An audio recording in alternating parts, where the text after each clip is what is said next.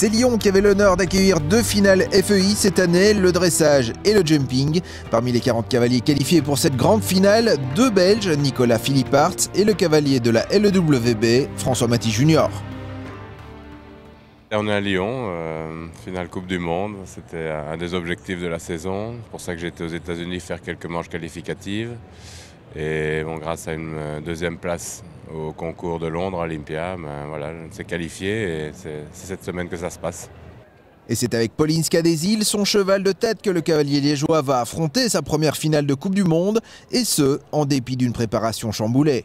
Elle a eu un vilavirus, elle était vraiment en méforme là, pendant un mois, elle a tout perdu ses muscles, elle n'a pas pu travailler, donc c'était déjà la première chose. La deuxième chose, c'est qu'on n'a pas pu aller à Bordeaux du coup, on n'a pas pu aller à Göteborg non plus, ce qui était idéalement de super concours pour préparer ici. Après, on pouvait lui donner une petite pause et être prêt pour Lyon, donc on a dû vraiment changer le programme.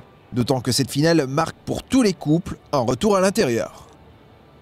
La plupart des concours intérieurs, indoor, sont finis déjà depuis un mois, donc c'est pas ce qu'il y a de plus facile à préparer. Heureusement, ici à Lyon, on a une grande piste, un grand terrain, donc ça permet de ne pas trop chambouler le programme des dernières semaines, puisqu'on a quand même sauté à l'extérieur. Bon, ça se prépare comme tous les grands événements, on essaye d'avoir le cheval en forme et prêt à faire de bons résultats. Première journée de compétition et quelques heures avant la chasse, première épreuve du week-end, François Maty Junior se consacre au dernier réglage avec sa jument. C'est une jument qui a beaucoup de sang, donc moi j'essaye principalement, je la travaille toujours le matin, j'essaie de la détendre, de la relâcher pour que voilà, ça permet surtout au niveau du contrôle et de la tranquillité, d'essayer de l'avoir le mieux possible dans l'après-midi. Donc vraiment l'objectif c'est la relaxation, qu'elle travaille, qu'elle soit légère et détendue, c'est vraiment ça le travail principal à chaque fois que je la monte le matin. Face au cavalier belge, une rude concurrence pour cette finale. Le numéro 1 mondial, Scott Brash, pas moins de 11 cavaliers américains et des noms tels que Marcus Henning, Daniel Deusser ou Steve Gerda. Une petite photo de la cuvée 2014 et il est déjà temps de se lancer dans la chasse.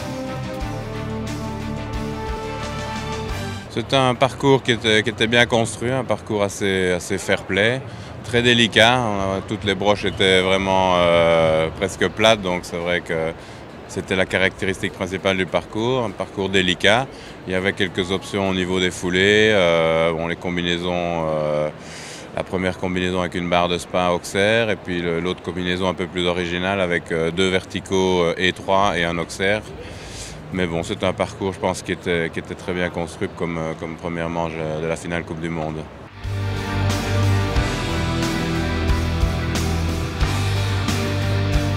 Je ne m'attendais pas à ce genre de résultat. J'avais plus peur plutôt sur la durée que déjà d'entrée. Elle a commencé assez bien le parcours et puis on fait une faute sur un Auxerre là-bas qui était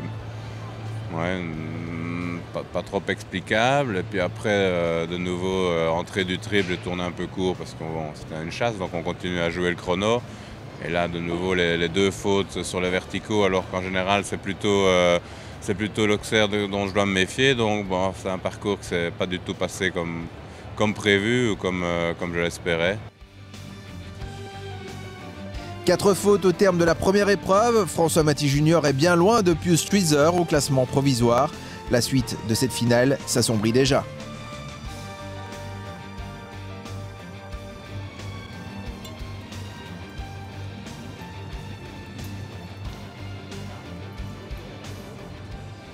À l'heure d'aborder la deuxième manche, une épreuve avec barrage, Junior sait que ce sera compliqué d'intégrer le top 30 pour pouvoir participer à la dernière épreuve de cette finale. Avec 4 points et une 24e place dans cette deuxième épreuve, il se classe 32e, c'est trop court. Aujourd'hui, Paulinska a sauté très bien, on fait une toute petite faute là sur. C'était un autre parcours, je crois que c'était plus difficile et pourtant elle a sauté mieux, donc c'est un peu la consolation par rapport à la performance du week-end, mais bon, on était trop mal parti hier que pour rester dans le coup pour la finale. Toujours quand même enrichissant ce type d'expérience pour l'avenir? Oui, c'était quand même ma première participation en finale Coupe du Monde. Ça permettra sans doute d'essayer de bien se préparer la prochaine fois. Aussi pour mon cheval, je pense que c'était fait quand même de bons parcours. Bon, elle a besoin de refaire du concours pour se remettre un peu dans le coup.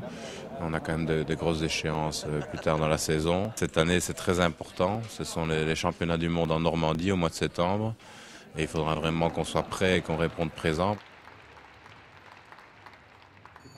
Equitv avec l'Equimag et MC Guillaume, véhicule utilitaire.